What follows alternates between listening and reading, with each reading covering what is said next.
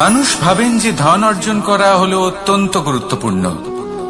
তিনি আজীবন ধন অর্জন করতে থাকেন, ধন অর্জন করার চেষ্টা করতে থাকেন। সে যাই হয়ে যাক না কেন, পরিশ্রম করতে থাকেন। স্বাস্থ্যের দিকে নজর দেন না, না উচিত সময় খাবার খান, না উচিত সময় ঘুমোতে যান, না পর্যাপ্ত সময় পর্যন্ত ঘুমন, কিছুই না। ধন অর্জন করতেই থাকেন, করতেই থাকেন।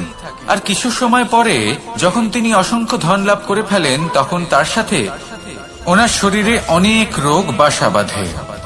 এইসব রোগের উপচার করতে করতে সেই সমস্ত ধন যা উনি অর্জন করেছেন তা তিনি ব্যয় করে ফেলেন। শেষ পর্যন্ত কি হয়? আমরা যেভাবে এসেছি ঠিক সেইভাবেই ফিরে যাই, ধন এখানেই থেকে যায়। দেখুন, একটা অত্যন্ত গুরুত্বপূর্ণ কথা রয়েছে যে আপনার বোঝা উচিত। এই যে ধন, তার ব্যবহার করুন জীবনকে আরো ভালো করে তোলার জন্য। ধনের সদ্ব্যবহার করা উচিত, এমন যেন না হয় এই ধন আপনাকে ভোগ করে ফেলে। এই জীবনকে নিশ্চিত রূপে আরো শ্রেষ্ঠ করে তুলুন। কিন্তু এই ধন অর্জন করার এই প্রক্রিয়াতে নিজের সারা জীবনকে নষ্ট করে ফেলবেন না। এই জীবন উপভোগ করতে শিখুন। আর আমার সাথে ভালোবেসে বলুন, রাধা রাধা।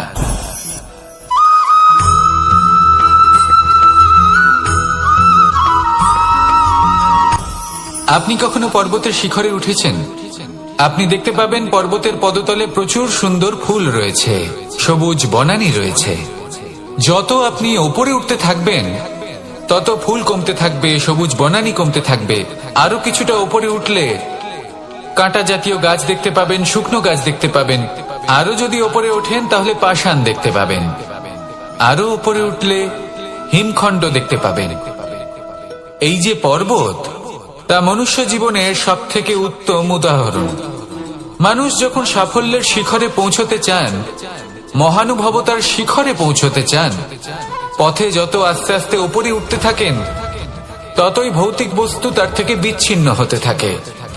যদি তিনি সেই ভৌতিক বস্তুগুলি ত্যাগ না করতে পারেন তাহলে কখনোই সেই স্থানে পৌঁছতে পারবেন না। আর মানুষ যদি উচিত ত্যাগ করতে পারেন, পথে অগ্রসর হতে থাকেন, এগোতে থাকেন, তাহলে একদিন না একদিন তিনি মহানুভবতার, জ্ঞানের, সাফল্যের হিমের স্বাদ অবশ্যই লাভ করবেন। মনে রাখবেন, মানব জীবনে ত্যাগ হলো অত্যন্ত গুরুত্বপূর্ণ অংশ।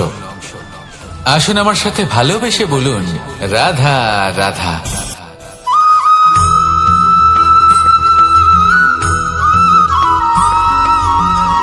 কেউ বলে জীবন খুব ক্ষণস্থায়ী, কেউ বলে জীবন হলো একটা সুন্দর স্বপ্নের মতো, আবার কেউ বলবে জীবন হলো এক কঠোর সত্য। কিন্তু জীবন আসলে কি? জীবন হলো আপনারই প্রতিবিম্ব, একটা দর্পণ। অর্থাৎ আপনি জীবনকে সেইভাবেই পাবেন যেরকম আপনি নিজেকে প্রতিপন্ন করবেন। যদি আপনি দর্পণের দিকে তাকিয়ে হাসেন, তাহলে আপনি সামনে হাসি মুখী দেখতে পাবেন। এবার যদি আপনি গম্ভীর হয়ে থাকেন, তাহলে আপনি একজন রুষ্ট ব্যক্তি দেখতে পাবেন।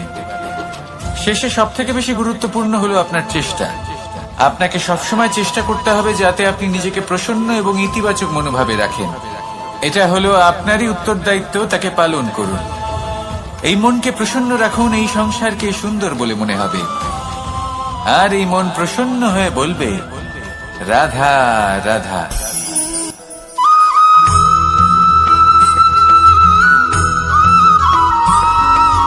আমাদের শরীর প্রকৃতির সর্বশ্রেষ্ঠ রচনা।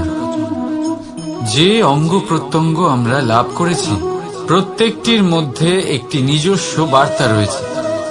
একটু ভেবে দেখুন, দুটি চোখ দিয়েছে দেখার জন্য, দুটি কান দিয়েছে শোনার জন্য, নাসিকাও আছে দুটি, দুটি হাত দিয়েছে দ্বিগুণ পরিশ্রম করার জন্য। কিন্তু জীব শুধুমাত্র একটি। তার উপরেও তীক্ষ্ণ বলিষ্ঠ দাঁত দিয়েছে তার রক্ষার জন্য। কখনো ভেবে দেখেছেন কেন?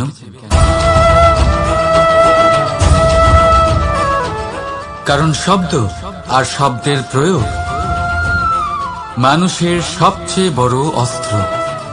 যার প্রয়োগ যত ভেবেচিন্তে করা যায়, মানুষ তার জীবনে ততটাই উপরে উঠতে পারে। তাহলে মনে রাখুন, দেখুন, শুনুন আর বুঝুন বেশি, বলুন কম। রাধা রাধা।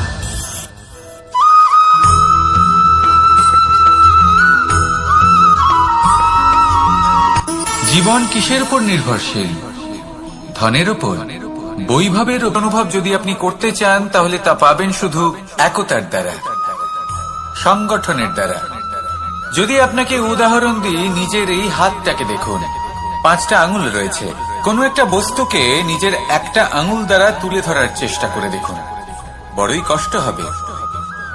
তখন আপনি বুঝতে পারবেন, যখন এই 5টি আঙুল একত্রিত হয়, তখন কোনো কাজ কতটা সহজ হতে পারে। এটাই হলো শক্তি, একতার। সব থেকে ভালো উদাহরণ যদি আপনাকে দিই, তাহলে বাঁশি।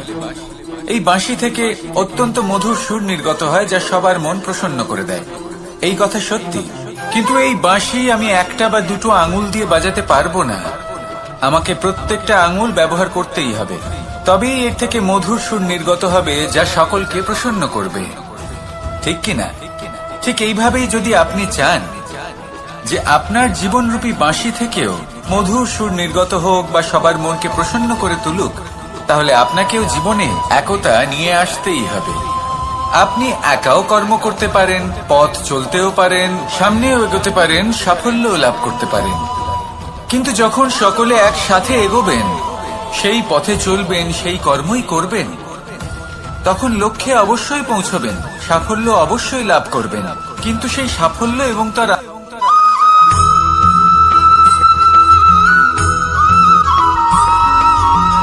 এই সংসারে সব থেকে বেশি কোমল বস্তু হলো রেশম। এই রেশম এতটাই কোমল হয় যে এর পুরো একটা থান শুধুমাত্র একটা হাতে ধরা সম্ভব। কখনো ভেবে দেখেছেন এই রেশম কিভাবে হয়? একটি কীট তার লালার দ্বারা উৎপন্ন হয়। এই কীট সেই রেশমকে পাক দিতে থাকে, পাক দিতেই থাকে, দিতেই থাকে, আর আস্তে আস্তে তার মধ্যেই জড়িয়ে পড়ে। শেষে ওর এই সুন্দর অমূল্য সৃষ্টি রেশমের এই সুতো, তার নির্মাণ কার্য পূর্ণ হয়। কিন্তু তাতেই ও নিজে বন্দী হয়ে যায়। নিজেরই মায়াজালের এই বন্দী গৃহে নিজেই ফেঁসে যায়।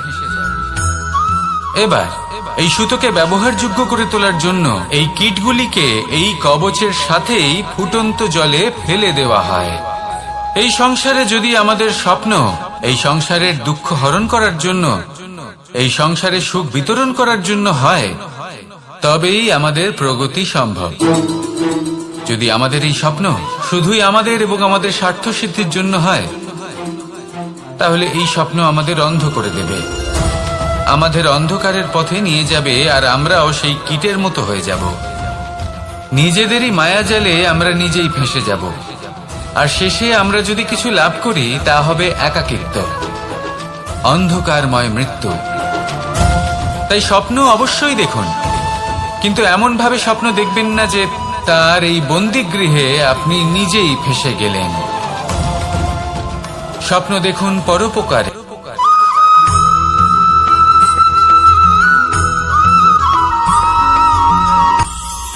এটা হলো ধান গাছ।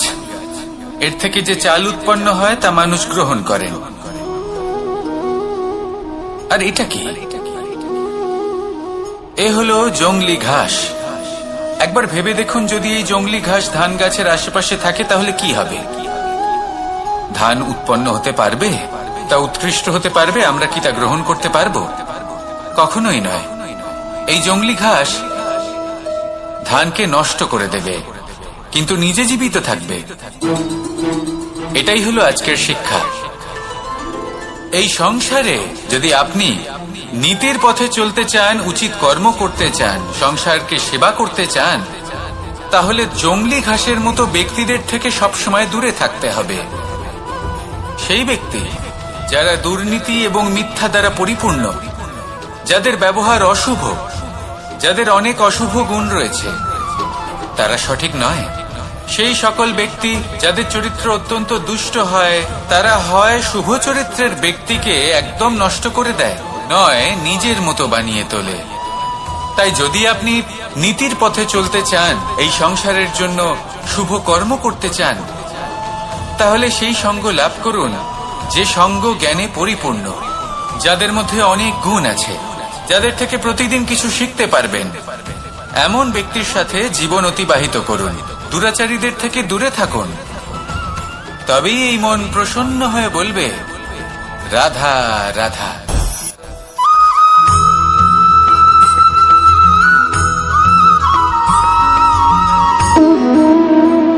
সম্পর্ক হলো আমাদের জীবনের একটি আধার।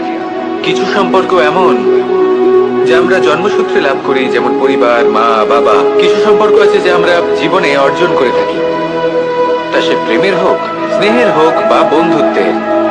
এই সকল সম্পর্ক লাভ করার বা গড়ে তোলার 5টি ধাপ রয়েছে। প্রথম ধাপ, কোনো ব্যক্তির সাথে আলাপ হওয়া, তার সাথে কথা বলা বা তাকে দেখা। দ্বিতীয় ধাপ, সে ব্যক্তিকে আমাদের ভালো লাগা। তৃতীয় ধাপ, আমাদের এটা চাইতে শুরু করা যে জীবনে এই ব্যক্তি যেন আমাদের বন্ধু হন, আমাদের জীবনে থাকেন, বা আমাদের কাউকে ভালোবেসে ফেলা। আর এটা আমাদের ভাবা বা চাওয়া যে সেই ব্যক্তি যেন আজীবন আমার সাথে থাকেন, আমার জীবনে আমার সাথী হয়ে। চতুর্থ ধাপ, লাভ করা। এবার এই ধাপটি অনেক মানুষের পক্ষেই খুবই সরল হয়, বড়ই সরল ভাবে নিজেদের সঙ্গীকে লাভ করে থাকে। কিছু মানুষের জন্য এই ধাপ অত্যন্ত কঠিন হয়ে থাকে। অনেক প্রতিকূল পরিস্থিতির উপর জয়লাভ করে তারা সঙ্গীকে লাভ করেন, কিন্তু লাভ অবশ্যই করেন। এরপরে আসে পঞ্চম, অন্তিম এবং সব থেকে গুরুত্বপূর্ণ ধাপ। সেটা হলো সেই সম্পর্ক পালন করা।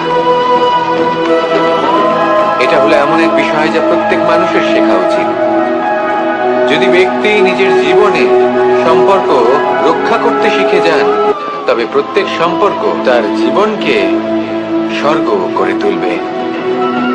আসুন আর আমার সাথে ভালোবেসে বলুন, রাধা রাধা।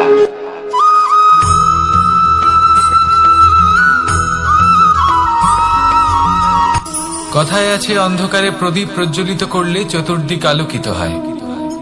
কিন্তু যদি এই প্রদীপ আমি সূর্যের আলোর সম্মুখে সকালবেলায় প্রজ্বলিত করে রেখে দিই, তাহলে কি হবে?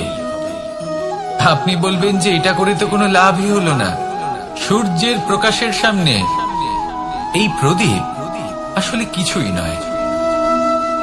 এবার এই চিন্তা ভাবনা প্রত্যেক দিন করতে হবে, আর একটা অমূল্য শিক্ষা পেতে হবে। মনে করুন যে আপনি মহাপুরুষের সামনে বসে আছেন, কোন মহাজ্ঞানীর সামনে। তাহলে সেই ব্যক্তির সামনে নিজের জ্ঞানের প্রদীপ প্রজ্বলিত করবেন না, নীরব থাকুন, আর সেই ব্যক্তির সূর্যের প্রকাশের মতো জ্ঞান প্রাপ্ত করুন। যতটা পারবেন জ্ঞান লাভ করুন। যদি এমন কোন সময়, এমন কোন স্থানে আপনি আছেন যেখানে চতুর্দিক অন্ধকার, কারোর কাছেই জ্ঞান নেই, সেখানে নিজের জ্ঞানের প্রদীপ প্রজ্বলিত করুন। এমন করলে দুদিক থেকেই আপনার লাভ হবে। আপনার জ্ঞান প্রাপ্তিও হবে, আর জ্ঞানের সঠিক প্রয়োগও করতে পারবেন। আর এই মন প্রসন্ন হয়ে বলবে, রাধা রাধা।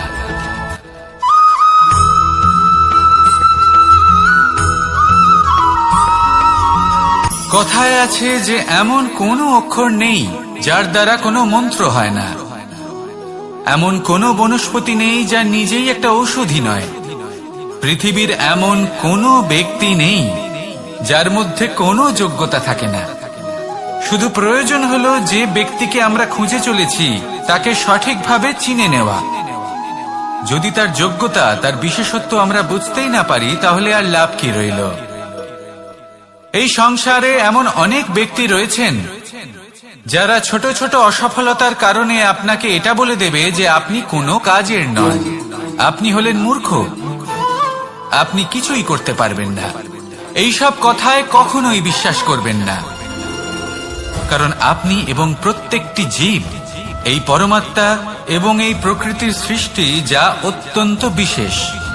যদি আপনাকে উদাহরণ দিই তাহলে একদিকে আছে তরোয়াল, একটা বড় লম্বা তরোয়াল যার দ্বারা যুদ্ধ করা যায়, জয়লাভ করা যায়। আর অন্যদিকে রয়েছে একটা ছোট্ট সূঁচ, কিন্তু যে কাজ একটা ছোট্ট সূঁচ করতে পারে তা একটা তরোয়াল দ্বারা সম্ভব নয়। এর অর্থ হলো এটাই যে প্রত্যেকটা রচনা অত্যন্ত অমূল্য এবং অত্যন্ত বিশেষ হয়।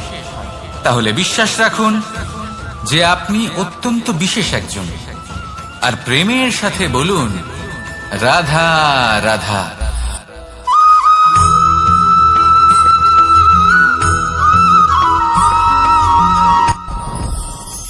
সাথী, সাথী এই শব্দটির ব্যাখ্যা কে কিভাবে করে? মিত্র, সখা, বন্ধু। কিন্তু অর্থ একটাই, তিনি যিনি আপনার সঙ্গী হন আর তিনি যার সাথী আপনি হন। এবার সব থেকে বড় প্রশ্ন হলো এটাই যে তিনি কে হতে পারেন যাকে আপনি আপনার সাথী বলে মেনে নিতে পারেন, নিজের সখা, নিজের মিত্র, নিজের বন্ধু মেনে নিতে পারেন। আপনার সাথী হলেন তিনি যিনি দুঃখের সময় আপনার পাশে থাকবেন, আপনার হাত ধরে থাকবেন। আপনার সাথী হলেন তিনি যার হাত আপনি নিজের সুখের দিনে ধরে থাকবেন। সেই সাথীরই হাত ধরুন যিনি দুঃখে সবসময় আপনাকে সাহায্য করার জন্য তৎপর হয়ে থাকেন, আপনার পাশে থাকেন, আর যাকে সুখের দিনে আপনি আপনার সাথে রাখতে পারেন। আর যখন আপনার সাথে আপনার এই সাথী থাকবে তখন আপনি এটা বুঝবেন যে যখন জীবনে দুঃখ আসে তখন এই দুঃখ কমে যায়, সবার মধ্যে ভাগ হয়ে যায়। আর যদি তখন সুখ আসে তাহলে সেটা সবার উপস্থিতিতে আরো বেড়ে যায়। এটাই হলো প্রেম, এটাই হলো ভালোবাসা, এটাই হলো সঙ্গ। যেমন সম্পর্ক আমার আর রাধার মাঝে। তাহলে আসুন আর আমার সাথে ভালোবেসে বলুন রাধা রাধা।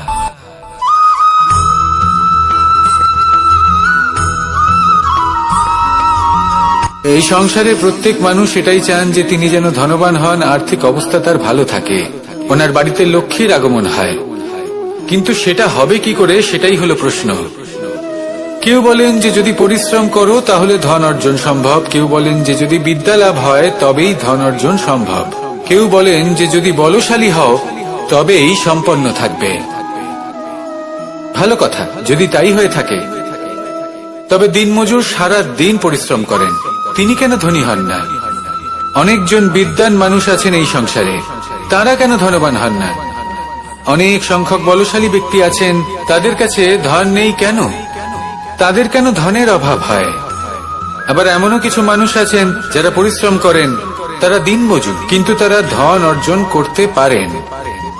কিছু বিদ্বান ব্যক্তি আছেন যাদের কাছে অধিক মাত্রায় ধন রয়েছে, কয়েকজন বলশালী ব্যক্তি রয়েছেন যাদের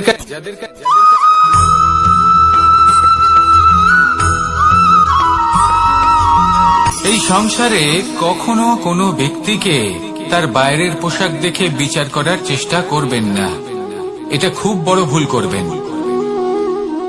যেমন আমরা জীবনে অনেক সময় এমন করি, ধরুন কোথাও একটা গাছ দেখলাম, খুব বিশাল আকারের একটা গাছ যেটা মাটির থেকে অনেক উঁচুতে পৌঁছে গেছে, যার বিশাল শাখা আছে। সেগুলো দেখে আমরা ভাবি যে এই গাছে হয়তো কত সুস্বাদু ফল আছে, আমরা সেই গাছের পরিচর্যা করতে থাকি।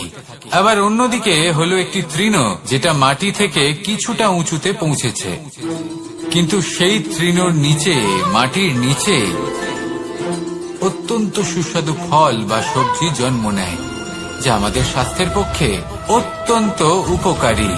সেই জন্য কখনো আবরণ দেখে কাউকে বিচার করতে চেষ্টা করবেন না, তার বদলে এটা বোঝার চেষ্টা করুন যে আপনার সামনে যে ব্যক্তি আছে বা বস্তু আছে তার বিশেষত্ব কি।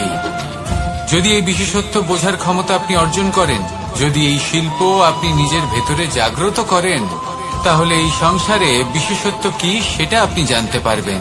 আর এই সমস্ত খেলা দৃষ্টি থেকে নয়, দৃষ্টিভঙ্গি থেকে জন্ম নেয়। দৃষ্টিভঙ্গি সবসময় শুভ রাখুন আর আমার সাথে ভালোবেসে বলুন রাধা রাধা।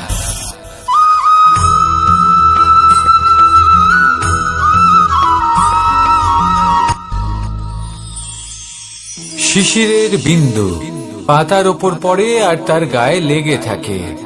পাতা তাকে শুষে নিতে পারে না, আর শেষ পর্যন্ত সে ঝরে পড়ে যায়। অন্যদিকে রয়েছে মেঘ এবং চাতক। এদের মধ্যে অনেক দূরত্ব থাকে। মেঘ থাকে আকাশে আর চাতক থাকে ধরিত্রীতে। কিন্তু যখন এই মেঘ থেকে বৃষ্টি ঝরে পড়ে, এই চাতক কিন্তু সেই জলই পান করে, নয়তো সে তৃষ্ণার্ত থেকে যায়। এবার অন্যদিকে দেখলাম শিশির বিন্দু আর পাতার এই সম্পর্ক। এরা খুব কাছাকাছি থাকে, ঘনিষ্ঠও থাকে। অন্যদিকে রয়েছে মেঘ এবং চাতকের সম্পর্ক, যাদের মধ্যে অনেক দূরত্ব থাকা সত্ত্বেও তারা খুব ঘনিষ্ঠ, তাই না? এই সারমর্ম খুব সরল। এই নৈকট্য, এই দূরত্ব, তা আপনার সম্পর্কে প্রভাব কিছুতেই ফেলতে পারে না। এই নৈকট্য, এই দূরত্ব, এইসব হলো শুধুমাত্র মনের ব্যাপার। কখনো আপনি অনুভব করেছেন আপনি কারোর থেকে অনেক অনেক দূরে আছেন, অনেক দূরে আছেন, তাও সেই ব্যক্তির প্রতি আপনি টান অনুভব করেন। সেখানে আপনি কারোর সাথে প্রত্যেক দিন অতিবাহিত করেন, সমস্ত জীবন অতিবাহিত করেন, সব থেকে বেশি সময় তার সাথে অতিবাহিত করেন, তাও তার প্রতি সেই টান অনুভব করেন না। এই সংকেত হলো মনের দূরত্বের। তাহলে মনের এই দূরত্ব দূর করুন আর আমার সাথে।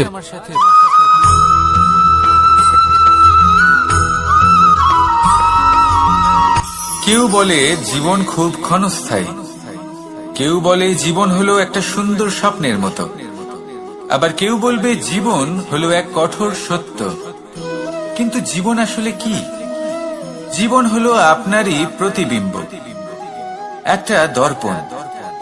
অর্থাৎ আপনি জীবনকে সেইভাবেই পাবেন যেরকম আপনি নিজেকে প্রতিপন্ন করবেন।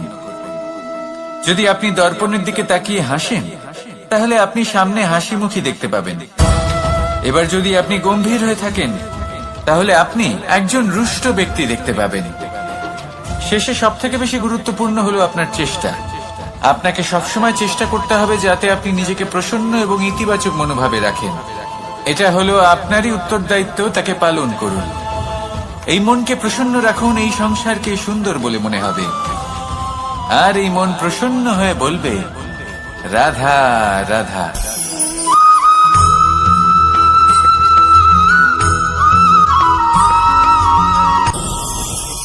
ভয়ের সাথে আমরা সবাই পরিচিত, কষ্ট আমরা সবাই পেয়েছি। কখনো কখনো আমরা অসুস্থ হয়ে পড়ি, আর এমন সময় হলে মাতার মমতা, কখনো বাবার স্নেহ, কখনো বন্ধুদের পাশে থাকার অনুভূতি আমাদের রোগ নিরাময়ে সাহায্য করে। কখনো যদি আমরা নিরাশ হয়ে পড়ি, তখন যদি আমাদের কোনো আপনজন আমাদের দুটো ভালো কথা বলে, তখন আমাদের মনোবল বেড়ে যায়। ঠিক তেমন সংসারের এই রঙ্গমঞ্চে যদি আপনি পীড়িত অনুভব করেন, কিছু শুভ কথা আলোচনা করুন, কিছু স্তুতি গান করুন, কিছু মুহূর্তের জন্য হলেও নিজের ইষ্টদেবের কথা স্মরণ করুন আর প্রার্থনা করুন। সাহস বাড়বে, শক্তিও বৃদ্ধি পাবে এবং সামনে এগিয়ে চলার পথও দেখতে পাবেন। তখন এই মন প্রসন্ন হয়ে বলবে, রাধা রাধা।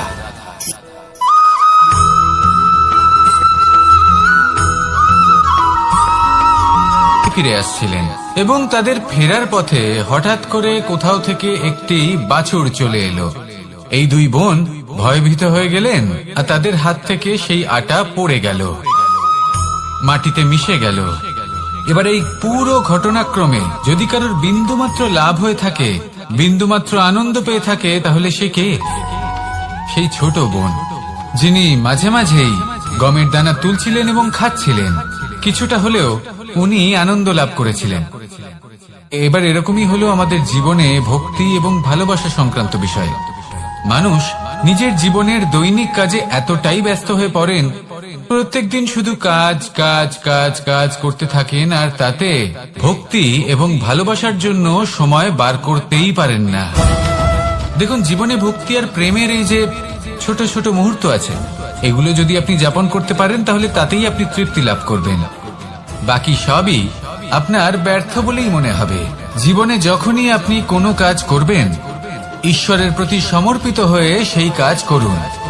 আর যখনই সময় পাবেন, তাহলে সেই সময় নিজের আপনজনদের দিন, যাদের আপনি ভালোবাসেন, তাদের প্রতি যত্নবান হন, তাদের শুভাকাঙ্ক্ষী হন। এই প্রেম আর ভক্তির ছোট ছোট মুহূর্তগুলো আপনার জীবনকে চরিতার্থ করে তুলবে। আসুন আমার সাথে ভালোবেসে বলুন, রাধা রাধা।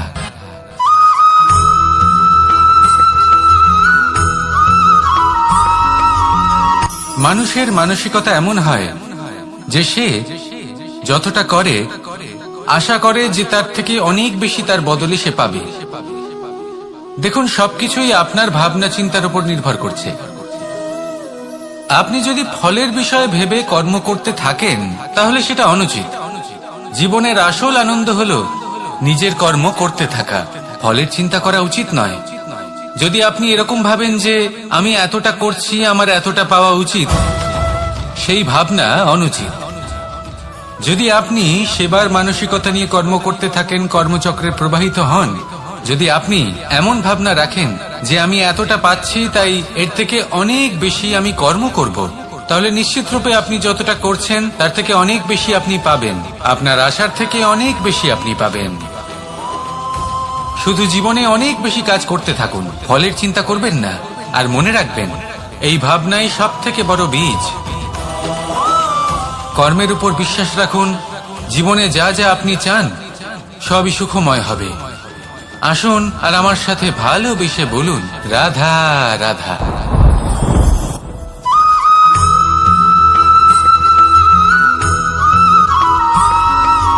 প্রত্যেক মানুষ নিজের জীবনে হীরক তথা হীরে এবং দর্পণ এই দুই দেখেছেন।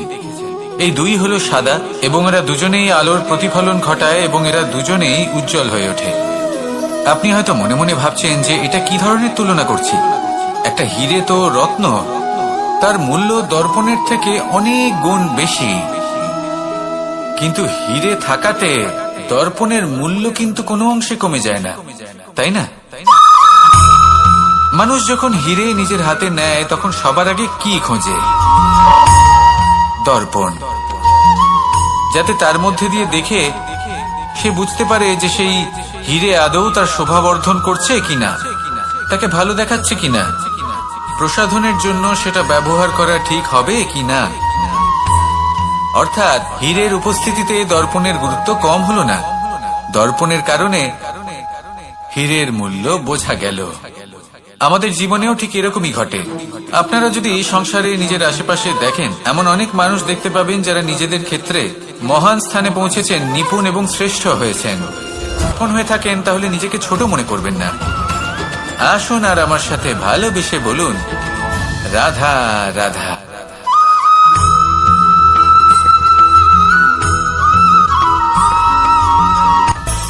মানুষের মধ্যে একটা বিচিত্র প্রবৃত্তি থাকে, অন্য সকলের বিষয়ে, তাদের জীবনের বিষয়ে, তাদের ব্যক্তিত্বের বিষয়ে, তাদের ভবিষ্যতের বিষয়ে অনুমান করা। এটা হলো অনুচিত।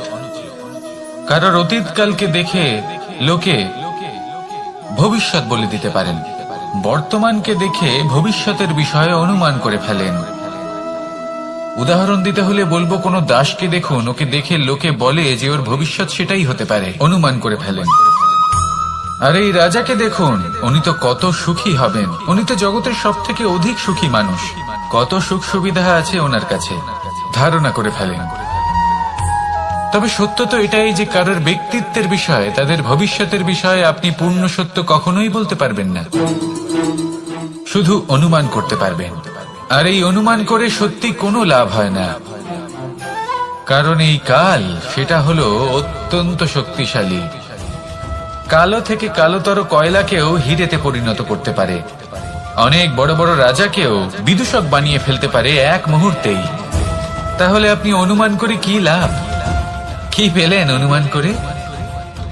সেই জন্য কারোর বিষয়ে কোনো অনুমান করবেন না, তার ভবিষ্যতের বিষয়ে অনুমান করতে যাবেন না, কারোর বিষয়ে কোনো ধারণা করে নেবেন না। কিছু করতে হলে ভালোবাসুন, সবার মধ্যে ভালোবাসা ছড়ান, সবার মধ্যে ধন্যাত্মক ভাব ছড়ান।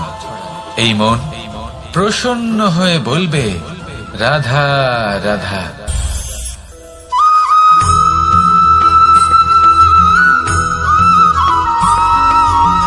এই সংসারে সব থেকে বড় ব্যক্তি কে? আপনি বলবেন এ কেমন ধরনের প্রশ্ন, কিন্তু এটা হলো সব থেকে উচিত প্রশ্ন। কেউ এর উত্তর দেবে যে সেই মহাপ্রতাপী রাজা, তিনি হলেন সব থেকে বড় ব্যক্তি, সেই বড় রাজনীতিবিদ, তিনি সব থেকে বড় ব্যক্তি। আমি আপনাকে জানাই যে সংসারের সব থেকে বড় ব্যক্তি হলেন তিনি, যার সাথে দেখা করলে আপনি নিজেকে ছোট মনে করবেন না। কোন ব্যক্তি যিনি সব থেকে বেশি শক্তিশালী, আপনি যদি তার সামনে যান তাহলে উনি আপনার অন্তরের শক্তিকে বাইরে বের করে আনবে, আপনার অন্তরে লুকিয়ে থাকা শক্তিকে জাগ্রত করতে প্রেরণা প্রদান করবে। তিনি হলেন বড় ব্যক্তি, তিনি হলেন মহান ব্যক্তি। তিনি নন যিনি নিজের বল এবং ঐশ্বর্য দ্বারা আপনাকে তার সামনে ছোট প্রমাণ করবেন। এবং সেই জন্য মহাদেব আমার আরাধ্য হলেন আমার খুব প্রিয়। কারণ রাজা হোক বা ফকির, কেউ যদি ওনার সামনে যান তাহলে সে নিজেকে ছোট মনে করেন না। আপনিও যদি জীবনে অনেক বড় হতে চান তাহলে কাউকে কখনো নিজেকে ছোট মনে করতে দেবেন না। তার অন্তরে বড় হয়ে ওঠার প্রেরণা প্রদান করুন। আসুন আমার সাথে ভালোবেসে বলুন, রাধা রাধা।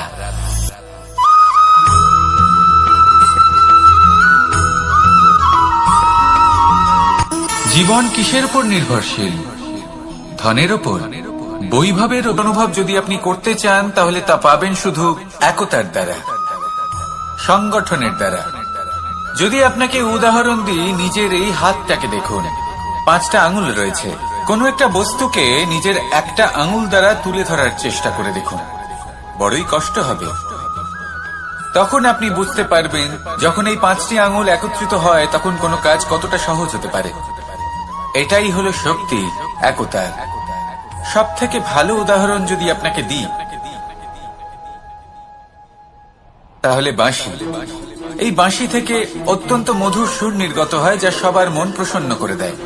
এই কথা সত্যি, কিন্তু এই বাঁশি আমি একটা বা দুটো আঙুল দিয়ে বাজাতে পারবো না। আমাকে প্রত্যেকটা আঙুল ব্যবহার করতেই হবে, তবেই এর থেকে মধুর সুর নির্গত হবে যা সকলকে প্রসন্ন করবে, ঠিক কিনা? ঠিক এইভাবেই যদি আপনি চান যে আপনার জীবনরূপী বাঁশি থেকেও মধুর সুর নির্গত হোক বা সবার মনকে প্রসন্ন করে তুলুক, তাহলে আপনাকেও জীবনে একতা নিয়ে আসতেই হবে। আপনি একাও কর্ম করতে পারেন, পথ চলতেও পারেন, সামনেও এগোতে পারেন, সাফল্যও লাভ করতে পারেন। কিন্তু যখন সকলে একসাথে এগোবেন, সেই পথে চলবেন, সেই কর্মই করবেন, তখন লক্ষ্যে অবশ্যই পৌঁছবেন, সাফল্য অবশ্যই লাভ করবেন। কিন্তু সেই সাফল্য এবং তার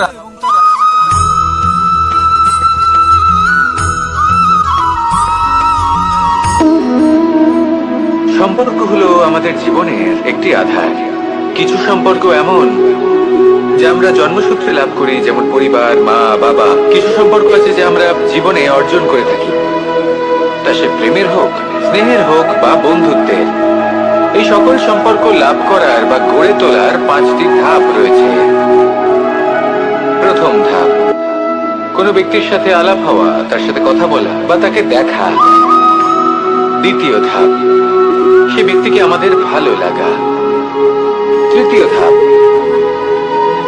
আমাদের এটা চাইতে শুরু করা যে জীবনে এই ব্যক্তি যেন আমাদের বন্ধু হন, আমাদের জীবনে থাকেন, বা আমাদের কাউকে ভালোবেসে ফেলা আর এটা আমাদের ভাবা বা চাওয়া যে সেই ব্যক্তি যেন আজীবন আমার সাথে থাকেন, আমার জীবনে আমার সাথী হয়ে।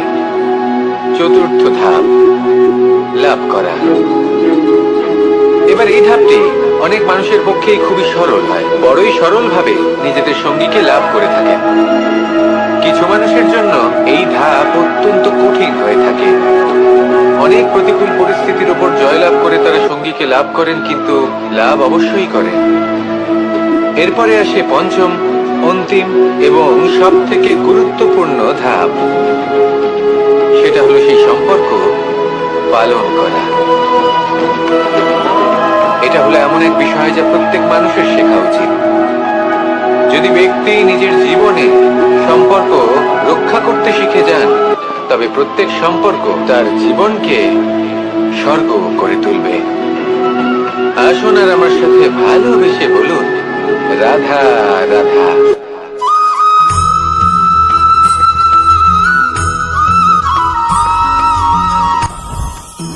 জীবনে কিছু শেখা অত্যন্ত গুরুত্বপূর্ণ। এবার কি কি শিখতে হবে সেই সব শেখানোর জন্য অনেক শিক্ষক রয়েছেন, কিন্তু কি শিখবেন না আর কি করবেন না এটা আমাদের নিজের অভিজ্ঞতা দিয়ে শিখতে হয়। কিন্তু তার মানে এটা নয় যে যদি আপনাকে শিখতে হয় যে আগুনের তাপ কতটা, আপনাকে আগুনের মধ্যে হাত দিতে হবে। না, অন্য কারোর অভিজ্ঞতা দ্বারাও শিখতে পারেন। প্রশ্ন শুধুমাত্র একটাই যে আপনি কি শিখতে চান নাকি চান না। যদি আপনি এটাই ভাবেন যে আমি শুধুই নিজের অভিজ্ঞতা দ্বারাই শিখতে চাই, তাহলে জীবনকাল ছোট মনে হবে, অনেক কিছুই শিখতে পারবেন না। তাই নিজের সাথে সাথে বড়দের অভিজ্ঞতার দ্বারাও শেখা শুরু করে দিন। এই সংসারের অভিজ্ঞতা দ্বারা শিখতে শুরু করে দিন। আর এটা নিশ্চিত রূপে শেখা আবশ্যক যে কখন কি করবেন না, কোথায় থামতে হবে আর কোথায় থামবেন না। তাহলে আসুন আর আমার সাথে ভালোবেসে বলুন, রাধা রাধা।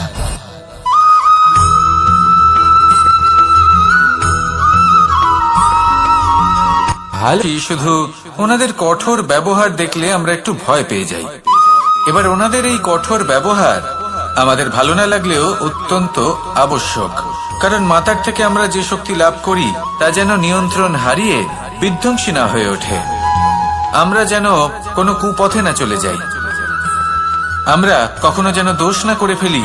শুধু সেই জন্য পিতা এবং গুরু একটু কঠোর হয়ে ওঠেন, এবং ওনাদের এই কঠোর আচরণ ভবিষ্যতে গিয়ে আমরা অবশ্যই বুঝতে পারি। জীবনে কিছু বছর আমরা এগিয়ে যাই আর তারপর আমরা বুঝতে পারি যে বাবা এবং গুরু আমাদের যথেষ্ট ভালোবাসতেন, কিন্তু ওনাদের ভালোবাসার বহিঃপ্রকাশ আলাদা। প্রয়োজনীয় হলো এটা দেখার, এটা বোঝার যে শুরু থেকে আমাদের প্রতি ওনাদের আচরণ কেমন ছিল। ওনাদের কঠোর হওয়ার পেছনে ওনাদের ভালোবাসাটা বোঝার চেষ্টা করুন, ওনাদের চিন্তাটা বোঝার চেষ্টা করুন, ওনাদের পথ প্রদর্শনের আড়ালে আপনার ভবিষ্যতের জন্য যে পরিকল্পনা ওনারা করেছেন সেটা বোঝার চেষ্টা করুন। তখন আপনারা বুঝতে পারবেন ওনাদের ভালোবাসাকে। আপনার মনের মধ্যে আপনা থেকেই ওনাদের প্রতি সম্মান জেগে উঠবে।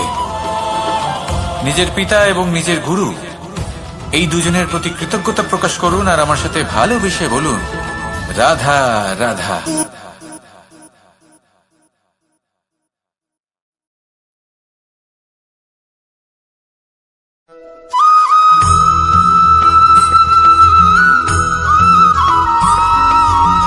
পঞ্চতত্ত্বের মধ্যে দ্বিতীয় তত্ত্ব হল ধরণী, ভূমি, যাকে আমরা ধরণী মাতা বলি।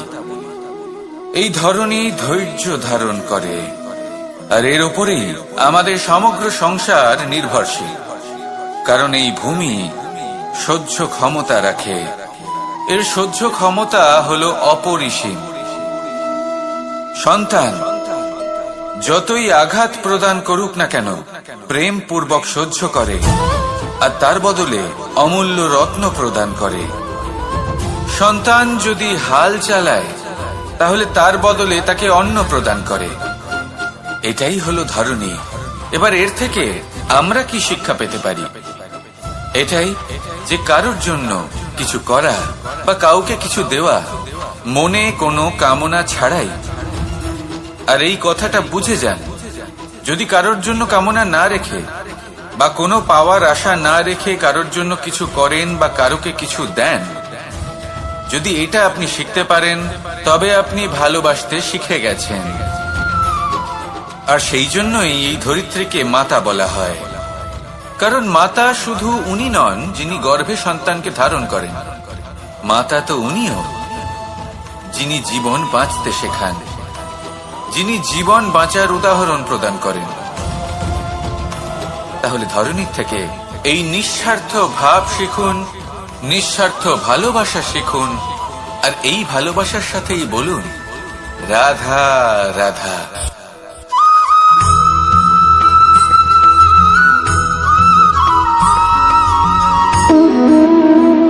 সম্পর্ক হলো আমাদের জীবনের একটি আধার। কিছু সম্পর্ক এমন যা আমরা জন্মসূত্রে লাভ করি, যেমন পরিবার, মা, বাবা। কিছু সম্পর্ক আছে যা আমরা জীবনে অর্জন করে থাকি। সে প্রেমের হোক, স্নেহের হোক বা বন্ধুত্বের। এই সকল সম্পর্ক লাভ করার বা গড়ে তোলার 5টি ধাপ রয়েছে। প্রথম ধাপ, কোনো ব্যক্তির সাথে আলাপ হওয়া, তার সাথে কথা বলা বা তাকে দেখা। দ্বিতীয় ধাপ, সে ব্যক্তিকে আমাদের ভালো লাগা। তৃতীয় ধাপ, আমাদের এটা চাইতে শুরু করা যে জীবনে এই ব্যক্তি যেন আমাদের বন্ধু হন, আমাদের জীবনে থাকেন, বা আমাদের কাউকে ভালোবেসে ফেলা। আর এটা আমাদের ভাবা বা চাওয়া যে সেই ব্যক্তি যেন আজীবন আমার সাথে থাকেন, আমার জীবনে আমার সাথী হয়ে। চতুর্থ ধাপ, লাভ করা। এবার এই ধাপটি অনেক মানুষের পক্ষে খুবই সরল হয়, বড়ই সরল ভাবে নিজেদের সঙ্গীকে লাভ করে থাকেন। কিছু মানুষের জন্য এই ধাপ অত্যন্ত কঠিন হয়ে থাকে। অনেক প্রতিকূল পরিস্থিতির উপর জয়লাভ করে তারা সঙ্গীকে লাভ করেন, কিন্তু লাভ অবশ্যই করেন। এরপরে আসে পঞ্চম, অন্তিম এবং সব থেকে গুরুত্বপূর্ণ ধাপ। সেটা হলো সেই সম্পর্ক পালন করা। এটা হলো এমন এক বিষয় যা প্রত্যেক মানুষের শেখা উচিত। যদি ব্যক্তি নিজের জীবনে সম্পর্ক রক্ষা করতে শিখে যান, তবে প্রত্যেক সম্পর্ক তার জীবনকে স্বর্গ করে তুলবে। আসুন আর আমার সাথে ভালোবেসে বলুন, রাধা রাধা।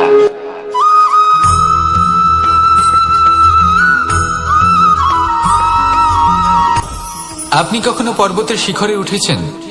আপনি দেখতে পাবেন পর্বতের পদতলে প্রচুর সুন্দর ফুল রয়েছে, সবুজ বনানী রয়েছে।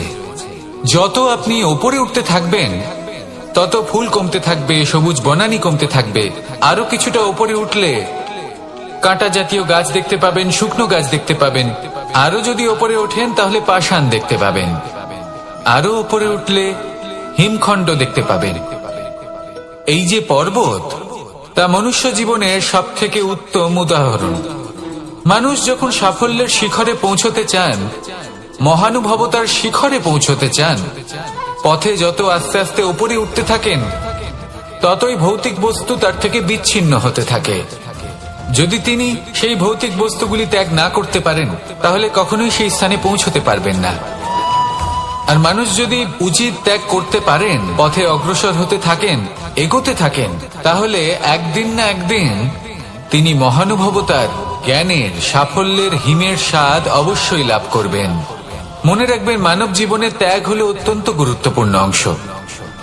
আসুন আমার সাথে ভালোবেসে বলুন, রাধা রাধা।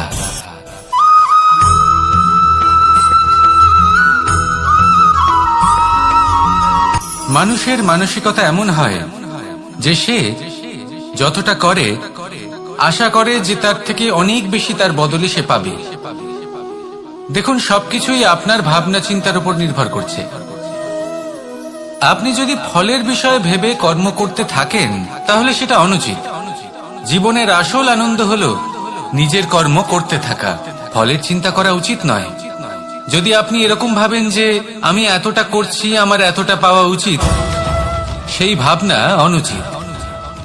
যদি আপনি সেবার মানসিকতা নিয়ে কর্ম করতে থাকেন, কর্মচক্রে প্রবাহিত হন, যদি আপনি এমন ভাবনা রাখেন যে আমি এতটা পাচ্ছি, তাই এর থেকে অনেক বেশি আমি কর্ম করব, তাহলে নিশ্চিত রূপে আপনি যতটা করছেন তার থেকে অনেক বেশি আপনি পাবেন। আপনার আশার থেকে অনেক বেশি আপনি পাবেন। শুধু জীবনে অনেক বেশি কাজ করতে থাকুন, ফলের চিন্তা করবেন না। আর মনে রাখবেন, এই ভাবনাই সব থেকে বড় বীজ। কর্মের উপর বিশ্বাস রাখুন। জীবনে যা যা আপনি চান সবই সুখময় হবে। আসুন আর আমার সাথে ভালোবেসে বলুন, রাধা রাধা।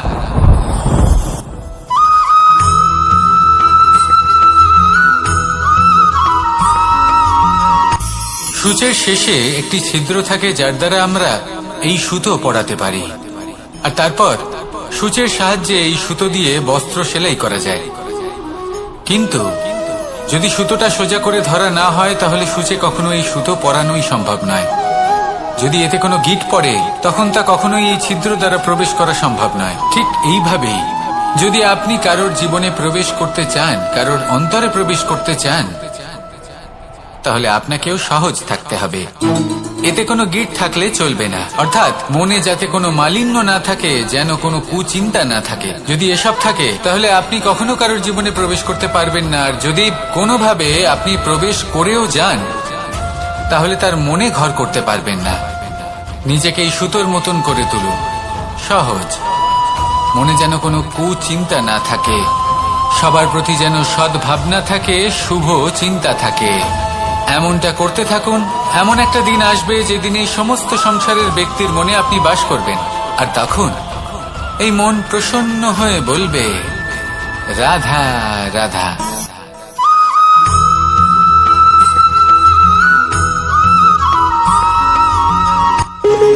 যখন মানুষের মৃত্যু হয় তখন কি হয়? অনেক সংখ্যক মানুষ শোক পালন করতে চলে আসেন। যে ব্যক্তি মৃত্যু লাভ করেছেন তার অনেক বস্তু থাকে যেগুলো তার প্রিয়, যেগুলো তিনি ব্যবহার করেছেন।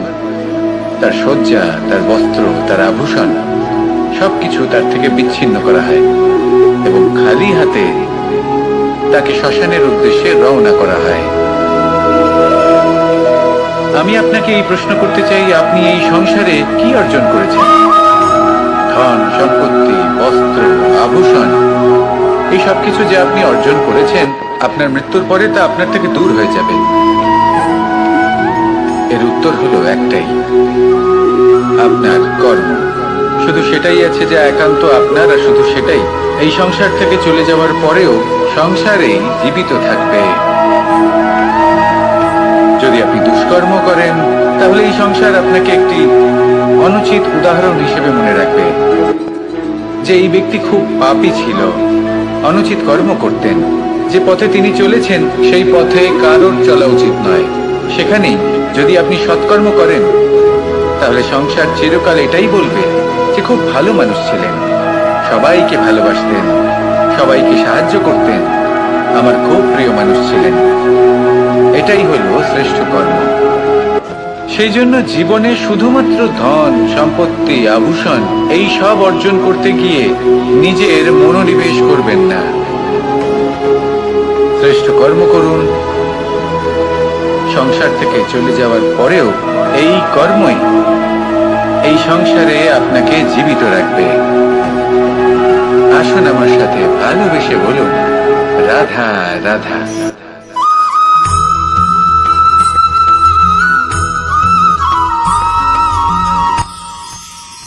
মানুষ তার জীবনে দুই ধরনের পরিস্থিতিকে খুব ভয় পায়।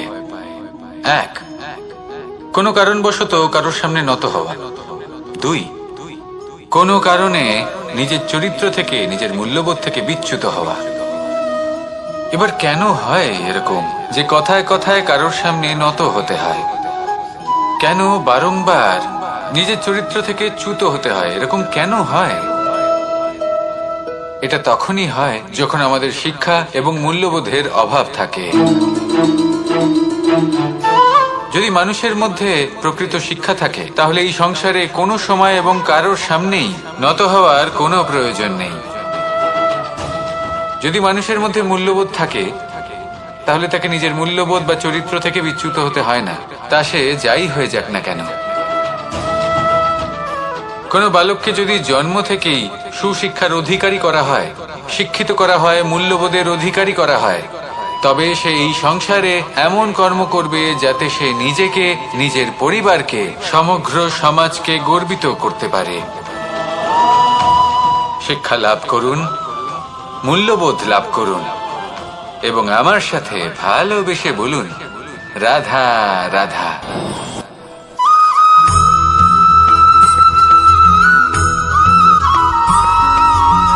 কথায় আছে যে এমন কোনো অক্ষর নেই যার দ্বারা কোনো মন্ত্র হয় না। এমন কোনো বনস্পতি নেই যা নিজেই একটা ঔষধি নয়। পৃথিবীর এমন কোনো ব্যক্তি নেই যার মধ্যে কোনো যোগ্যতা থাকে না। শুধু প্রয়োজন হলো যে ব্যক্তিকে আমরা খুঁজে চলেছি তাকে সঠিকভাবে চিনে নেওয়া। যদি তার যোগ্যতা, তার বিশেষত্ব আমরা বুঝতেই না পারি তাহলে আর লাভ কি রইল? এই সংসারে এমন অনেক ব্যক্তি রয়েছেন যারা ছোট ছোট অসফলতার কারণে আপনাকে এটা বলে দেবে যে আপনি কোনো কাজের নন, আপনি হলেন মূর্খ, আপনি কিছুই করতে পারবেন না। এইসব কথায় কখনোই বিশ্বাস করবেন না, কারণ আপনি এবং প্রত্যেকটি জীব এই পরমাত্মা এবং এই প্রকৃতির সৃষ্টি, যা অত্যন্ত বিশেষ। যদি আপনাকে উদাহরণ দিই তাহলে একদিকে আছে তরোয়াল, একটা বড় লম্বা তরোয়াল যার দ্বারা যুদ্ধ করা যায়, জয়লাভ করা যায়। আর অন্যদিকে রয়েছে একটা ছোট্ট সূচ, কিন্তু যে কাজ একটা ছোট্ট সূচ করতে পারে তা একটা তরোয়াল দ্বারা সম্ভব নয়।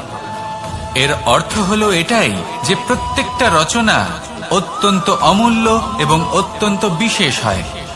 তাহলে বিশ্বাস রাখুন যে আপনি অত্যন্ত বিশেষ একজন, আর প্রেমের সাথে বলুন রাধা রাধা।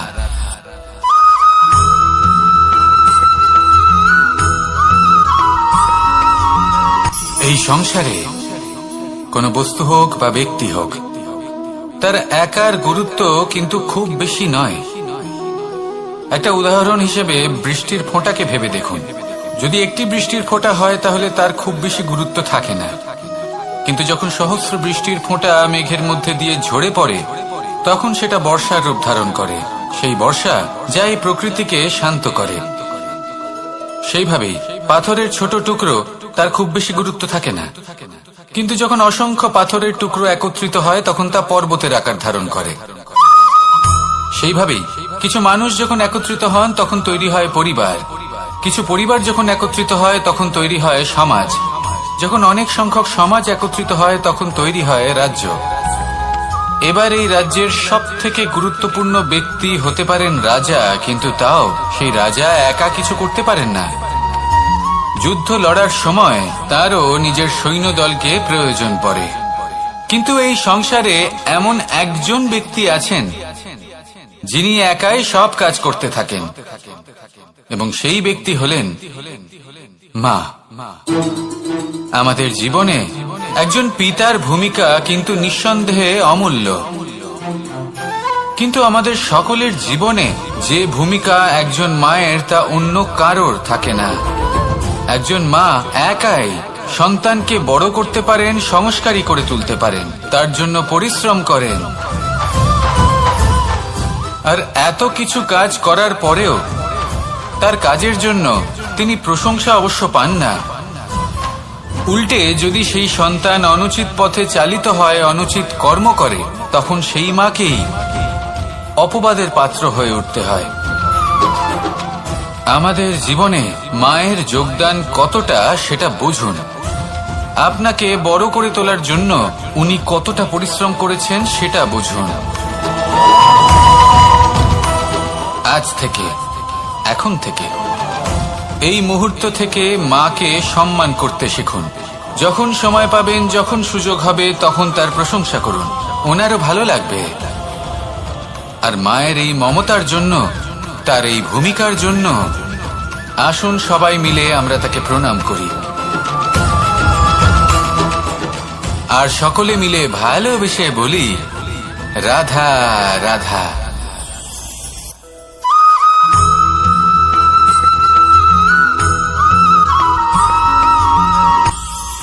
এটা হলো ধান গাছ।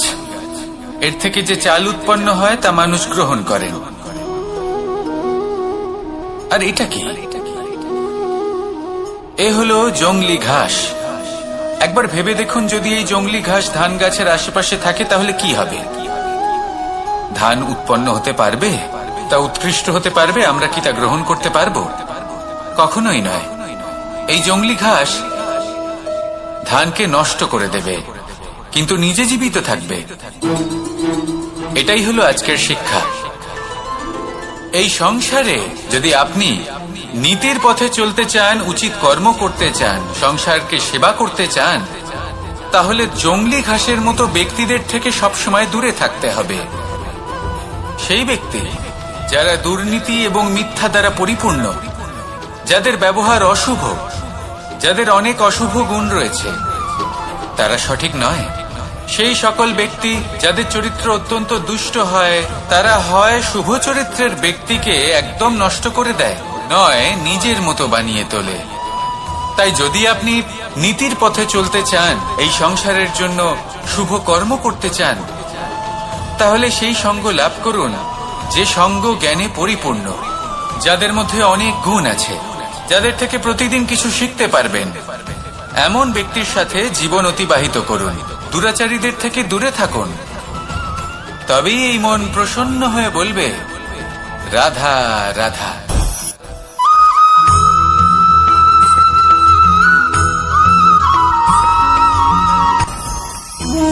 ভোজন। এবার ভোজন সংগ্রহ করার জন্য মানুষ কি না করেন, সব সময় চেষ্টা করতে থাকেন। ফসল উৎপাদনের জন্য অনেক পরিশ্রম করতে থাকেন, কিন্তু অনেক সময় অনেক পরিশ্রম করার পরেও ফসল ভালো উৎপাদন হয় না। এর কারণ কি? কারণ হলো এটাই যে আপনি পরিশ্রম হয়তো অনেক করেছেন, কিন্তু আপনার নজর তো সেই বীজের দিকে ছিলই না যে আপনি রোপণ করেছেন। সেই জন্য সব সময় কোনো বীজ রোপণ করার আগে তাকে পরখ করে দেখুন, তা অত্যন্ত আবশ্যক। আর সেইভাবেই যখনই কোনো কর্মের প্রশ্ন আসে, তাহলে সেখানে শুধুমাত্র পরিশ্রম যথেষ্ট নয়। সেই কাজের প্রতি আপনার কর্তব্য কি, আপনার উদ্দেশ্য কি, সেটা জানা হলো অত্যন্ত গুরুত্বপূর্ণ। তাই কর্ম করুন, কিন্তু সেই কর্মের প্রতি আপনার যা উদ্দেশ্য তার মাহাত্ম্য বুঝতে চেষ্টা করুন। তাহলে আসুন আমার সাথে ভালোবেসে বলুন, রাধা রাধা।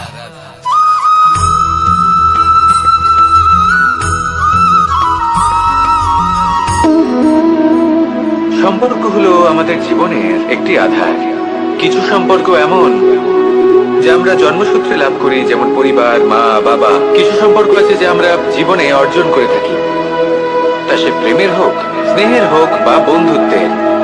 এই সকল সম্পর্ক লাভ করার বা গড়ে তোলার 5টি ধাপ রয়েছে। প্রথম ধাপ, কোনো ব্যক্তির সাথে আলাপ হওয়া, তার সাথে কথা বলা বা তাকে দেখা।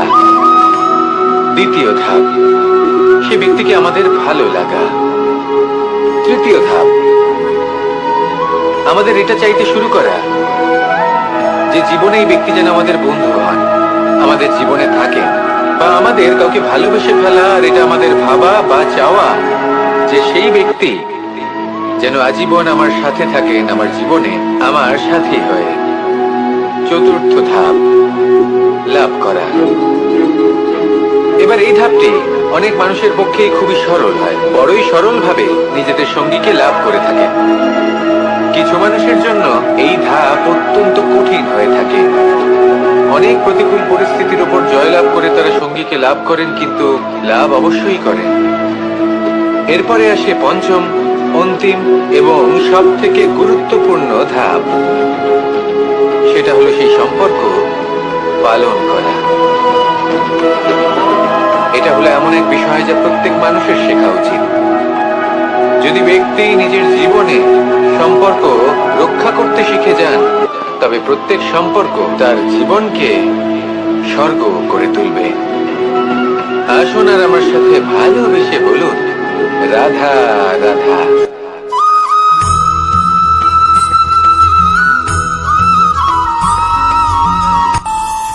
আমাদের মনে যখন কোনো প্রশ্ন ওঠে, কোনো দ্বন্দ্ব জাগে, তখন আমরা যাই আমাদের গুরুর কাছে, আমাদের আরাধ্যের কাছে গিয়ে জিজ্ঞেস করি।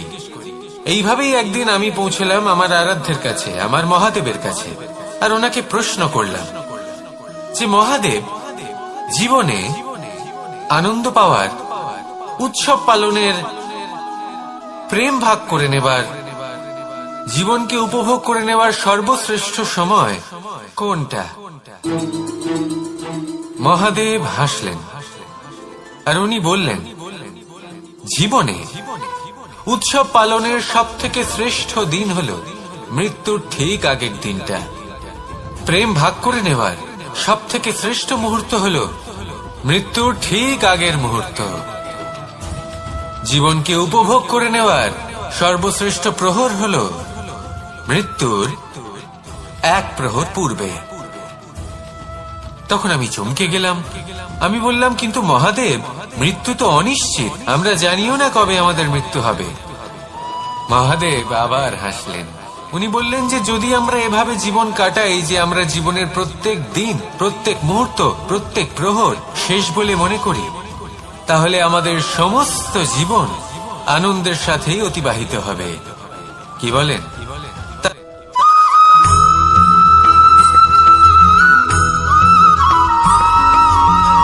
এই সংসারে কোনো বস্তু হোক বা ব্যক্তি হোক, তার একার গুরুত্ব কিন্তু খুব বেশি নয়। একটা উদাহরণ হিসেবে বৃষ্টির ফোঁটাকে ভেবে দেখুন। যদি একটি বৃষ্টির ফোঁটা হয় তাহলে তার খুব বেশি গুরুত্ব থাকে না, কিন্তু যখন সহস্র বৃষ্টির ফোঁটা মেঘের মধ্যে দিয়ে ঝরে পড়ে, তখন সেটা বর্ষার রূপ ধারণ করে। সেই বর্ষা যা এই প্রকৃতিকে শান্ত করে। সেইভাবেই পাথরের ছোট টুকরো, তার খুব বেশি গুরুত্ব থাকে না, কিন্তু যখন অসংখ্য পাথরের টুকরো একত্রিত হয় তখন তা পর্বতের আকার ধারণ করে। সেইভাবেই কিছু মানুষ যখন একত্রিত হন তখন তৈরি হয় পরিবার, কিছু পরিবার যখন একত্রিত হয় তখন তৈরি হয় সমাজ, যখন অনেক সংখ্যক সমাজ একত্রিত হয় তখন তৈরি হয় রাজ্য। এবার এই রাজ্যের সব থেকে গুরুত্বপূর্ণ ব্যক্তি হতে পারেন রাজা, কিন্তু তাও সেই রাজা একা কিছু করতে পারেন না। যুদ্ধ লড়ার সময় তারও নিজের সৈন্যদলকে প্রয়োজন পড়ে। কিন্তু এই সংসারে এমন একজন ব্যক্তি আছেন যিনি একাই সব কাজ করতে থাকেন, এবং সেই ব্যক্তি হলেন মা। আমাদের জীবনে একজন পিতার ভূমিকা কিন্তু নিঃসন্দেহে অমূল্য, কিন্তু আমাদের সকলের জীবনে যে ভূমিকা একজন মায়ের তা অন্য কারোর থাকে না। একজন মা একাই সন্তানকে বড় করতে পারেন, সংস্কারী করে তুলতে পারেন, তার জন্য পরিশ্রম করেন। আর এত কিছু কাজ করার পরেও তার কাজের জন্য তিনি প্রশংসা অবশ্য পান না। উল্টে যদি সেই সন্তান অনুচিত পথে চালিত হয়, অনুচিত কর্ম করে, তখন সেই মাকেই অপবাদের পাত্র হয়ে উঠতে হয়। আমাদের জীবনে মায়ের যোগদান কতটা সেটা বুঝুন। আপনাকে বড় করে তোলার জন্য উনি কতটা পরিশ্রম করেছেন সেটা বুঝুন। আজ থেকে, এখন থেকে, এই মুহূর্ত থেকে মাকে সম্মান করতে শিখুন। যখন সময় পাবেন, যখন সুযোগ হবে, তখন তার প্রশংসা করুন, ওনারও ভালো লাগবে। আর মায়ের এই মমতার জন্য, তার এই ভূমিকার জন্য আসুন সবাই মিলে আমরা তাকে প্রণাম করি, আর সকলে মিলে ভালোবেসে বলি রাধা রাধা।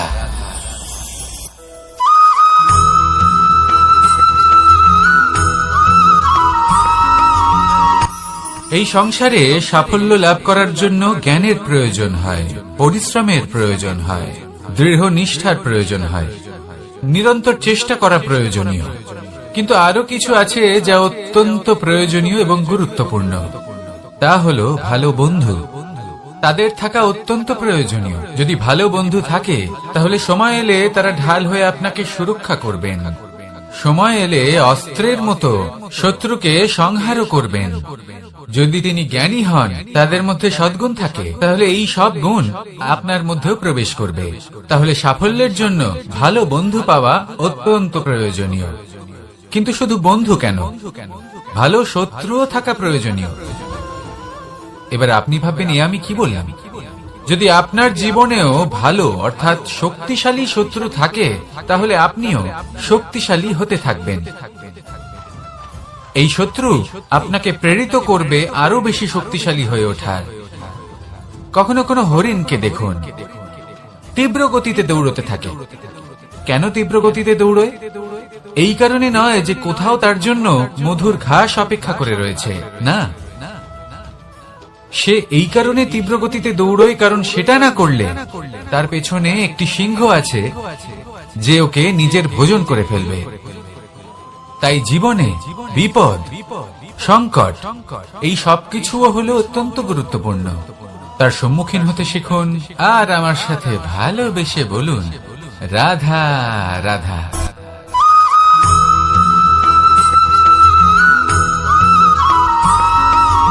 কথায় আছে, প্রত্যেক পুত্র তার পিতার প্রতিচ্ছবি হয়, আর সমস্ত প্রতিচ্ছবি চায় যেন সে তার অস্তিত্ব প্রাপ্ত করতে পারে। পুত্র চায় সে যেন তার পিতার মতো হয়, বা কখনো কখনো তার থেকেও শ্রেষ্ঠ হয়। সেটা কোনো অনুচিত ব্যাপার নয়। অনুচিত তখন হয় যখন পুত্র নিজের পিতার মতো হবার স্বপ্ন পূরণ করতে গিয়ে বা তার থেকেও শ্রেষ্ঠ হওয়ার স্বপ্ন পূরণে অনুচিত পথের আশ্রয় নেয়। কারণ তারপরে সে তার পিতার গুণগুলি আত্মসাৎ করতে চায় না। সে শুধুই এটা চায় যে সংসারের চোখে যেন আমি শ্রেষ্ঠ প্রমাণিত হই। এটা অনুচিত। সংসারে এমন অনেক মানুষ আছেন যারা এই কারণে শ্রেষ্ঠ হওয়ার চেষ্টা করেন যাতে তার পরিবারের তার পিতার সম্মান বৃদ্ধি পায়। এমনও মানুষ থাকেন, আর এটাই হলো পার্থক্য উদ্দেশ্যের। মনে রাখবেন, যদি আপনার উদ্দেশ্য শুভ হয় তাহলে পথও শুভ হবে, যদি আপনার উদ্দেশ্য অশুভ হয় তাহলে পথও অশুভ হবে। তাহলে নিজের পিতার মতো হবার চেষ্টা অবশ্যই করুন, তার থেকেও শ্রেষ্ঠ হওয়ার চেষ্টা অবশ্যই করুন, কিন্তু মনে রাখবেন আপনার সংকল্প আর আপনার উদ্দেশ্য এই দুই শুভ হওয়া উচিত। তাহলে আসুন আর আমার সাথে ভালোবেসে বলুন, রাধা রাধা।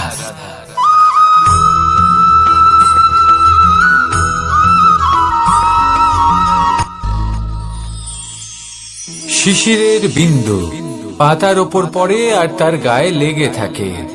পাতা তাকে শুষে নিতে পারে না, আর শেষ পর্যন্ত সে ঝরে পড়ে যায়। অন্যদিকে রয়েছে মেঘ এবং চাতক। এদের মধ্যে অনেক দূরত্ব থাকে। মেঘ থাকে আকাশে আর চাতক থাকে ধরিত্রীতে। কিন্তু যখন এই মেঘ থেকে বৃষ্টি ঝরে পড়ে, এই চাতক কিন্তু সেই জলই পান করে, নয়তো সে তৃষ্ণার্ত থেকে যায়। এবার অন্যদিকে দেখলাম শিশির বিন্দু আর পাতার এই সম্পর্ক। এরা খুব কাছাকাছি থাকে, ঘনিষ্ঠও থাকে। অন্যদিকে রয়েছে মেঘ এবং চাতকের সম্পর্ক, যাদের মধ্যে অনেক দূরত্ব থাকা সত্ত্বেও তারা খুব ঘনিষ্ঠ, তাই না? এই সারমর্ম খুব সরল। এই নৈকট্য, এই দূরত্ব, তা আপনার সম্পর্কে প্রভাব কিছুতেই ফেলতে পারে না। এই নৈকট্য, এই দূরত্ব, এসব হলো শুধুমাত্র মনের ব্যাপার। কখনো আপনি অনুভব করেছেন আপনি কারোর থেকে অনেক অনেক দূরে আছেন, অনেক দূরে আছেন, তাও সেই ব্যক্তির প্রতি আপনি টান অনুভব করেন। সেখানে আপনি কারোর সাথে প্রত্যেক দিন অতিবাহিত করেন, সমস্ত জীবন অতিবাহিত করেন, সব থেকে বেশি সময় তার সাথে অতিবাহিত করেন, তাও তার প্রতি সেই টান অনুভব করেন না। এই সংকেত হলো মনের দূরত্বের। তাহলে মনের এই দূরত্ব দূর করুন আর আমার সাথে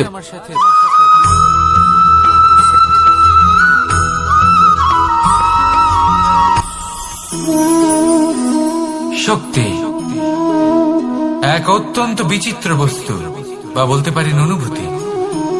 পিতা সবসময় চান যেন তিনি তার শক্তি পুত্রকে। আসুন আপনাকে সহজে বোঝাই। যদি আপনি সুপাত্র হন আর আপনাকে শক্তি দেওয়া হয়, তাহলে আপনি সেই শক্তির গুরুত্ব বুঝবেন, কোথায় সেই শক্তি প্রয়োগ করা উচিত সেটা বুঝবেন। আর এটা যেহেতু অর্জন করা শক্তি হবে, সেই শক্তির অপব্যবহার হবে না। কিন্তু যদি এই আপনি কুপাত্র হন আর যদি আপনাকে এই শক্তি দেওয়া হয়, তাহলে কি হবে? দেখতে গেলে এই শক্তি আপনি দান হিসেবে পেয়েছেন, তাই না আপনি এই শক্তির গুরুত্ব বুঝবেন আর না এর প্রয়োগ আপনি জানবেন। তার অপব্যবহার হওয়া সুনিশ্চিত। তাই যদি আপনি কোনো শক্তি অর্জন করতে চান, তাহলে আগে তার যোগ্য হয়ে উঠুন। পুত্র নয়, পাত্র হয়ে উঠুন। আর আমার সাথে ভালোবেসে বলুন, রাধা রাধা।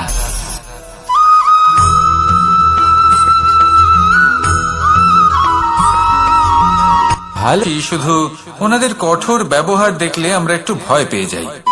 এবার ওনাদের এই কঠোর ব্যবহার আমাদের ভালো না লাগলেও অত্যন্ত আবশ্যক, কারণ মাতার থেকে আমরা যে শক্তি লাভ করি তা যেন নিয়ন্ত্রণ হারিয়ে বিধ্বংসী না হয়ে ওঠে। আমরা যেন কোনো কুপথে না চলে যাই, আমরা কখনো যেন দোষ না করে ফেলি। শুধু সেই জন্য পিতা এবং গুরু একটু কঠোর হয়ে ওঠেন, এবং ওনাদের এই কঠোর আচরণ ভবিষ্যতে গিয়ে আমরা অবশ্যই বুঝতে পারি। জীবনে কিছু বছর আমরা এগিয়ে যাই আর তারপর আমরা বুঝতে পারি যে বাবা এবং গুরু আমাদের যথেষ্ট ভালোবাসতেন, কিন্তু ওনাদের ভালোবাসার বহিঃপ্রকাশ আলাদা। প্রয়োজনীয় হলো এটা দেখার, এটা বোঝার যে শুরু থেকে আমাদের প্রতি ওনাদের আচরণ কেমন ছিল। ওনাদের কঠোর হওয়ার পেছনে ওনাদের ভালোবাসাটা বোঝার চেষ্টা করুন, ওনাদের চিন্তাটা বোঝার চেষ্টা করুন, ওনাদের পথপ্রদর্শনের আড়ালে আপনার ভবিষ্যতের জন্য যে পরিকল্পনা ওনারা করেছেন সেটা বোঝার চেষ্টা করুন। তখন আপনারা বুঝতে পারবেন ওনাদের ভালোবাসাকে। আপনার মনের মধ্যে আপনা থেকেই ওনাদের প্রতি সম্মান জেগে উঠবে। নিজের পিতা এবং নিজের গুরু এই দুজনের প্রতি কৃতজ্ঞতা প্রকাশ করুন আর আমার সাথে ভালোবেসে বলুন, রাধা রাধা।